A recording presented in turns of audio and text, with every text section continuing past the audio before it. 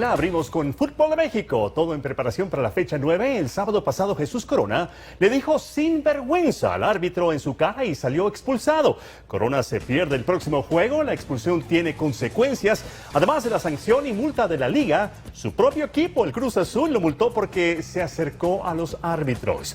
Hoy la selección de México ascendió un punto en el ranking mensual de la FIFA. El tricolor se encuentra en el 16º lugar después de empatar ante Chile y vencer a Bolivia en los duelos amistosos que se jugaron aquí en los Estados Unidos. Vamos al béisbol. Giancarlo Stanton, luego de este impacto en el rostro, necesitó una operación. Su club, los Marlins de Miami, le cortaron para que se quede fuera de la temporada regular. El jugador de 24 años era fuerte candidato para el premio jugador más valioso. Ahora tendrá que esperar hasta el año 2015. Cuando regrese al diamante, tendrá 6 meses para rehabilitarse. Al mundo del boxeo, después de la victoria sobre el argentino Marcos Maidana, el mejor libra por libra busca opciones para sus 2 últimos duelos que tiene contratados con Showtime y sus rivales son pocos. El filipino Manny Pacquiao podría ser el único que le ayudaría a vender boletos, ya que los últimos 3 no fueron taquilleros. Además, Mayweather sabe muy bien que la pelea que todo mundo quiere ver es con Pacquiao. Solo hay un candidato, Pacquiao. Al fútbol americano, los casos de violencia doméstica parecen hacerse más frecuente, o al menos las denuncias. El corredor estelar de los Cardinals de Arizona, Jonathan Dwyer, fue detenido esta mañana acusado de agresión grave relacionado con 2 incidentes ocurridos el pasado mes de julio, en lo que las víctimas fueron una mujer de 27 años, un niño de 18 meses. Se convierte en el último incidente de violencia doméstica en el que se ve involucrado un jugador de la Liga Nacional del Fútbol Americano. 7 equipos están invictos a lo largo de las primeras 2 semanas de la temporada. Son Arizona, Buffalo, Carolina, Cincinnati, Denver, Houston y Filadelfia. Aunque no es garantía de futuro éxito, un arranque fuerte de la temporada es una buena profecía.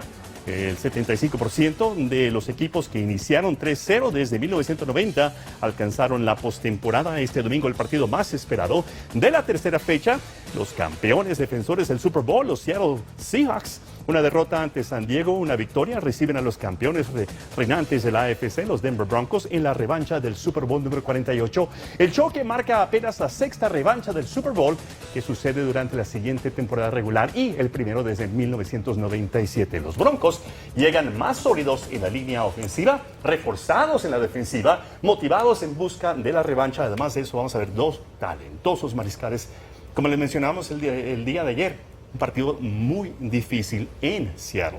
Sí, lo tienen que jugar justo en el estadio más ruidoso de toda la NFL. Seattle entró esta semana 6.5 favoritos, pero ahora la línea ha bajado a 5.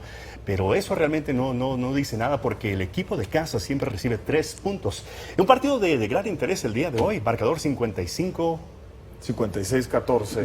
Fue una paliza. Los Halcones de Atlanta rompieron a los Buccaneers de Tampa Bay. Y tenemos, parece, otro escándalo que estamos trabajando en la NFL. Esta vez se trata de Reggie Bush, así es.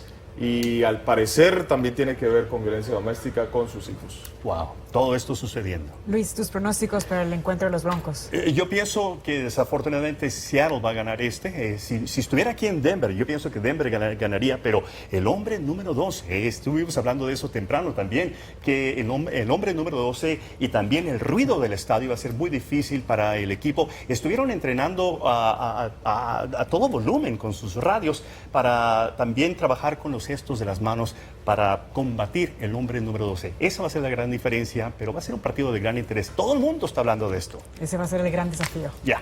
Muy bien, muchas gracias, Luis. Con esto nos vamos a una pausa, pero no